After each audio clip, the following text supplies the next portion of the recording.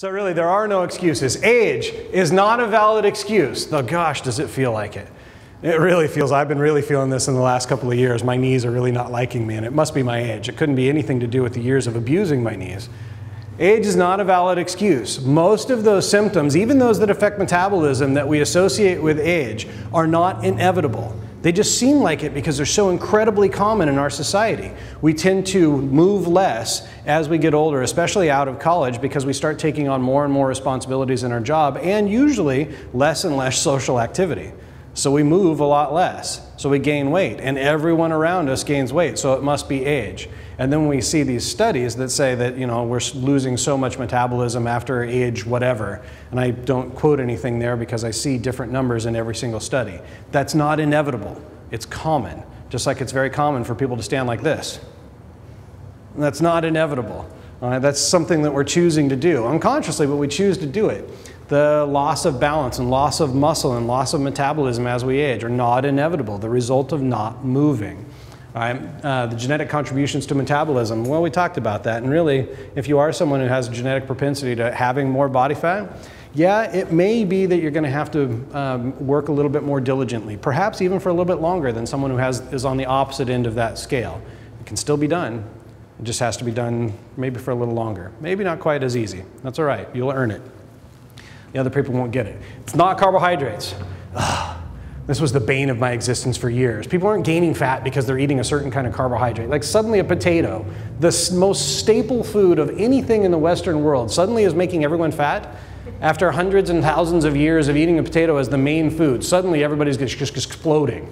It's the genetic modification of the plant, right? It's not fat. So you remember when the fat-free diet was the big fad? And SnackWells and a whole industry was born? I want you to think about when that was, and think about those slides of the American map and our body fat. That was the late 80s, early 90s, when we made the second largest jump in body fat that we've made. I wonder if these two things are connected. What I saw was a bunch of people saying, well, it's fat-free, I can eat as much as I want. So they'd eat a whole box of these cardboard things called cookies. But they still contained a ton of calories, a bunch of sugar. Oh, well, that's why it was the carbs. It was the carbs that made me fat. It wasn't the whole box. Eating late at night. It's definitely a contributing factor. But if you ate all the calories that you could eat for the day, let me throw out some numbers. If your maintenance calories were 2,000, that's how many calories it took you to stay exactly where you are right now. Ate more than that, you gained fat. Ate less than that, you lost fat. 2,000 is your maintenance calories. And you ate 2,000 calories in bed. Those are all the calories you ate for the day. How does that equation work out? 2,000 in, 2,000 out. How much is left over to go in fat? None. Your significant other might not be all that pleased with that habit, and you'd be really hungry and tired most of the day. Now this one is actually a great example of one of those things that's good science pulled out of context. The idea being that when we go to sleep, our metabolism is cut by a third, perhaps to as much as a half, depending on how much your body swings in calorie expenditure while you're asleep.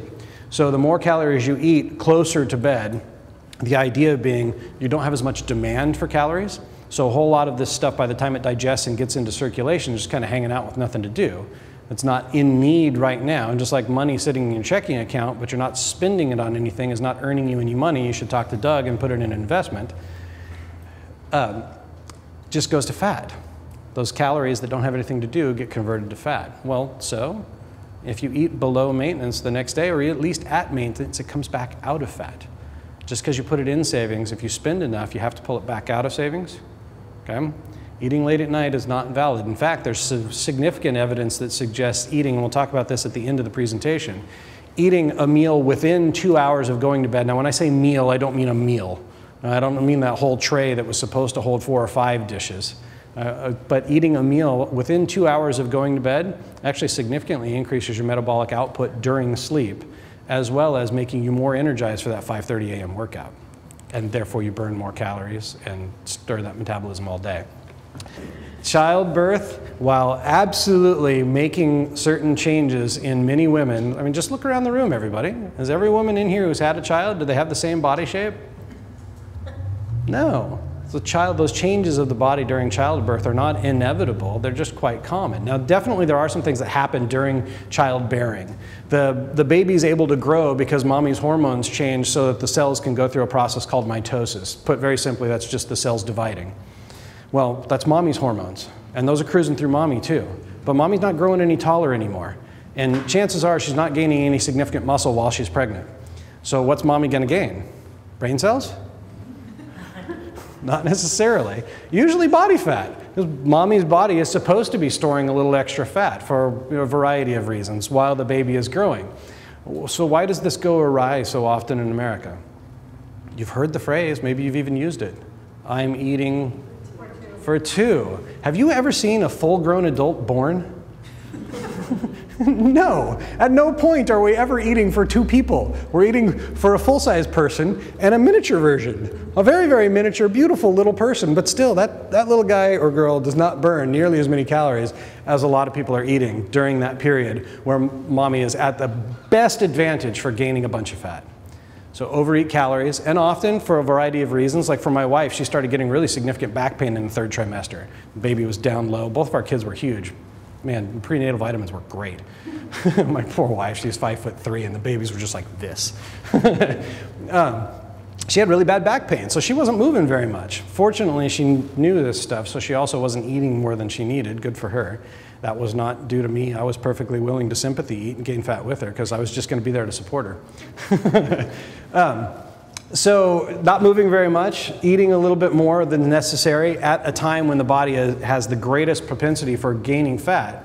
And then once the baby's born, man, you can jump right back into exercise and back into your regular life prior to pregnancy, right? No sleep, totally fatigued. Unfortunately, at a time when your body is burning the most calories it's ever going to burn in adulthood during breastfeeding. Right, it's designed that way on purpose. The body's there to burn a bunch of calories. Burns on average an extra 500 calories each day just to breastfeed, to take away that extra fat that was gained. I think it's a cool design. But what do we do in America? We had 9 months, basically, of learning new eating habits that were kind of tasty. And so we kind of maintain those new eating habits and often eat a little bit more than we did before because those habits keep gaining in size. Sorry for the phrase. At the same time, we're moving less because we develop those habits too. And plus the lack of sleep, man, that's a drag. And there's this whole new life to get used to. I mean, you know the equation better than I do, but it still comes down to this being that. It's not a valid excuse, though definitely part of the equation. I just see too many ladies say, well, it's because of my kids, my body will never be the same. Well, perhaps in some ways, but not necessarily body fat. It's okay to be resigned to that if you want to. Just understand that you're resigning to it because you want to, not because that's fact. That's okay too. Now this is the one that's bugging me the most lately because we're seeing all these medication advertising, or for that matter, something that used to be a medication and is now on the shelves, this Ally. That's a really good plan if you want to have greasy underwear. It blocks fat. See? You say it like that and it doesn't sound so cool. That's why they don't say that in the commercials. How in the world this made it past FDA approval, I don't know. It inhibits, they say blocks, that's the wrong word. It inhibits about 50% of the fat that you eat from being absorbed. Well, where's that going to go? If you pour too much oil into your engine, does it just kind of hang out and wait its turn? It spills over.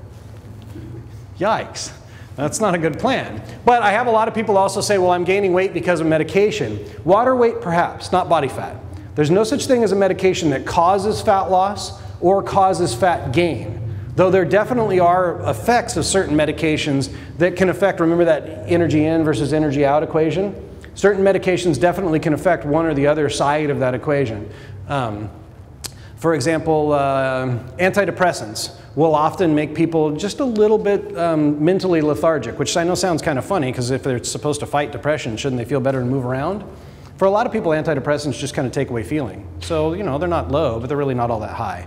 So for a lot of people, they just don't move that much. That's just one example. Now, there are medications that definitely cause weight gain, however, like prednisone. It's a really very powerful anti-inflammatory medication, usually given very temporarily. But the average person gains 8 to 12 pounds of water. Now, that's not fat, that's not muscle, but it is uncomfortable. And it's still on the scale, and man, does that flip people out.